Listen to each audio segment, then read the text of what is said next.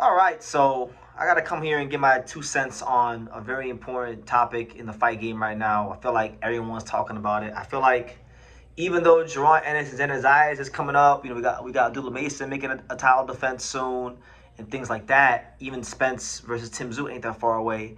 I feel like this topic has really been one of the dominating topics in the boxing community recently, and that is the topic of this impending potential Devin Haney versus Shakur Stevenson fight. Now, before I even get into that, let me just say this, because I'm going to say this pretty much any time I talk about Shakur Stevenson until he actually fights him. I'm not even sure why Shakur Stevenson is talking about this fight, because he needs to go fight O'Shaquie Foster. He made a lot of promises. He wrote a lot of checks with his mouth about Raymond Ford beating O'Shaquie Foster that were not cashed over there in Houston a couple weeks ago. And he said that if he being O'Shaquie, if O'Shaquie gave his brother an opportunity, his brother being Raymond Ford, and he beat Raymond Ford, that he would then fight O'Shaquie Foster next. And that's what he needs to do. It's not even about what I feel or what I think. That's what he should do, and be a man and stand on his word and match himself skill for skill with one of the most skilled fighters in and around his weight class, O'Shaquie Foster. Let's get that established first on True School Sports. Now, in regards to this Devin Haney fight, so you got Devin Haney, a guy that is the WBO welterweight champion of the world right now, right? Fantastic fighter, pound for pound fighter. I think a future Hall of Famer, right? A fantastic fighter, right? Shakur Stevenson and Devin Haney have been linked for a long time, because just to give you guys the parallels, right? So if you go back, let's go all the way back to the years of 2016, 2015. I'm talking about before these guys even turned pro. I'm talking about when these guys were still amateurs back in them days. Shakur Stevenson was the top amateur standout in America. He was the guy that was supposed to bring the gold medal back home for the States. He didn't do that. He lost to Obeisi Ramirez in the Olympics. He won the silver medal, right? He was awarded the silver medal. Devin Haney turned pro earlier. He turned pro and decided to not go to the Olympics. But he, at one particular point in time, was looked at to be a guy that could have brought the gold medal back home for the United States of America, but he chose a different path, right? And that path has paid off well. 3-division champion, millions of dollars in the bank, lots of legacy to speak about, right? So you can't knock either guy's path. They've both been ultra successful in their careers, right? But when we hear about Shakur Stevenson, he's been anointed, and even sometimes by me, because I've always classed Shakur Stevenson higher than Devin Haney. But he's been anointed as the best fighter by a lot of people, especially in America, skill for skill, the hardest guy to beat, unbreakable defense, these kind of things, right? And it's all whenever we talk about Shakur Stevenson, we always hear these cliches about skills pay the bills, skills. They can't beat Shakur, right? So if that's the case, why is Shakur making it so difficult to go to 147? All the greats, all the greats that he looks up to and has the audacity to even put his name in the same conversation with, they all went from 140 to 147. Pernell Whitaker went up from 140 to 147, and he fought Buddy McGirt. And he fought Buddy McGirt in a front foot aggressive style, backed his ass up and beat Buddy McGirt. That's why Pernell Whitaker is Pernell Whitaker. How dare you have the audacity to put yourself in the same sentence with Pernell Whitaker, right? Floyd Mayweather did the same thing. He went to 47 from 40, right? There wasn't none of this catchweight stuff. So why is it so difficult? Why is Shakur Stevenson making it so difficult when he's been anointed as the most skilled fighter in boxing, right? The best fighter in the world to some people, If you're really like that, go to 147 and fight Devin Haney. But we don't see that from Shakur Stevenson. What's he doing? He's saying he wants Devin Haney, who's the welterweight champion. He beat Brian Norman Jr. in a fight that a lot of people, myself included, did not think he was going to win, right? And Devin made sure to let me know on Twitter a couple weeks ago that I don't know shit about boxing. He was over here tweeting your boy. He could have tweeted anybody else in the world, but he tweeted True School Sports because he knows I'm the truth deep down in his soul. But he let me know what he thought, and that's cool. You got to take it on the chin sometimes. But he is the welterweight champion. Shakur Stevenson wants to beat Devin Haney, but he doesn't want to fight Devin Haney in the weight class he currently campaigns at, which is 147. He wants Devin Haney to concede and come down to 144 pounds. He's doing this Canelo shit. He wins one fight against Teofimo Lopez, a great performance, respect to him. But he's pulling this Canelo Alvarez, Manny Pacquiao, catchweight bullshit.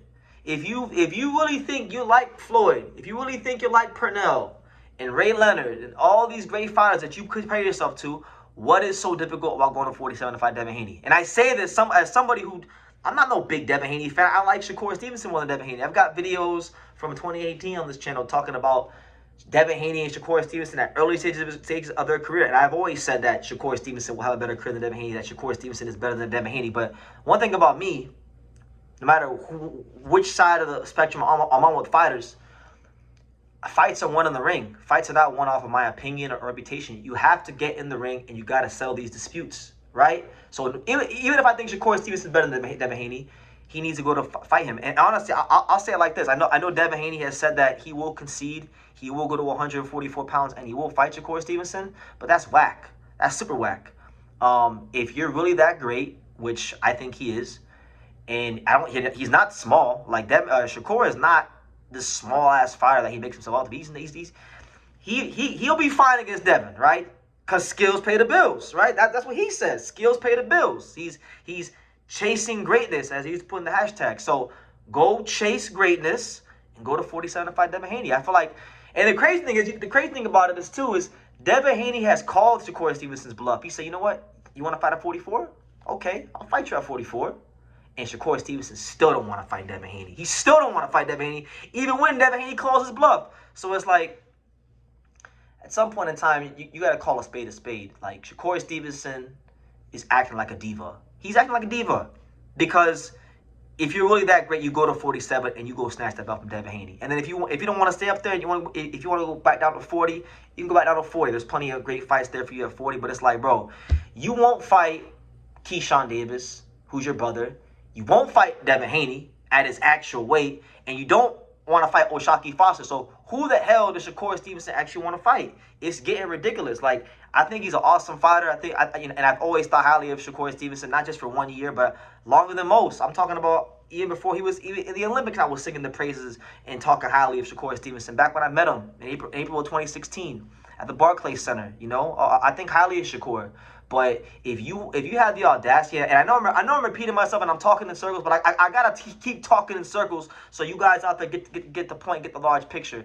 If you have the audacity to even put your name in the same sentence as Pernell Whitaker, then you gotta go do some Pernell Whitaker things. And going from 140 to 147 pounds and beating a fantastic fighter at a bigger weight class in a convincing fashion, that's what Pernell did. And if that's what you want to do to be on that level when it's all said and done, that's what you got to do. Because let's be real. I like Shakur. I think he has some good wins. The Teofimo Lopez win was great. The Oscar Valdez one at that time I thought was a very good win. But he's had a lot of stylistic favorable matchups. Let's be real. Top Rank has done a great job matching him and rolling out the red carpet, which he earned by being a creme de la creme top shelf amateur. When you take care of your business and put belt to ass in the amateurs and shine in the amateurs, you get that kind of treatment. So he earned it. But, you know, you're not really in a rush to fight Foster. You don't want to fight Devin at the weight class he's champion at. So it's like that's not cool. I don't think that's cool, and I don't think he's above the game to do that. But hey, it's negotiation. So in life, you don't get what you deserve. You get what you negotiate. If Devin is okay with that, then it is what it is. But I can't give him the same kind of credit for fighting Devin Haney at 144 if he beats Devin that I would if he were to go to 147 and beat Devin. Because like I said, Devin Haney is not no bum, guys. Devin Haney is a legitimate pound fighter. So why does he got to concede? He's been undisputed. Shakur Stevenson, yes, he's 4-division champion. He's never been undisputed. Devin Haney has been undisputed. Devin Haney has fought Hall of Famers. He's actually beat and dropped bigger punches than him in their younger guys in their prime, like Brian Norman Jr. So the way I see it, he don't got to concede to Shakur. They can meet where they're supposed to meet, which is 147. And if Shakur feels like, you know what, hey, going to 147 is too much for me right now, I need to build my body up. Okay, then you know what? Build your body up. Go fight O'Shaquie Foster. Go fight some other guys. Get your body right. And then, you know, if you want to go up there in a year's time, you go up there. But don't do this catch weight bullshit. Don't do that. If you really think you're up there with the greats like Pernell Whitaker, do things that they did. You understand? I mean, Manny Pacquiao did catchweight stuff all the time. People still think he's great. So people are still gonna say you're great. You know, these facts get lost over time. People just look at resumes, 10 years from now. So I mean, I get it, but I can't mess with it. I can't mess with it, especially when Shakur Stevenson is the one always talking about skills pay the bills. If skills pay the bills, well, guess what? The rent is due. Devin Haney's coming to collect. What's it going to be? And I'll just leave it at that.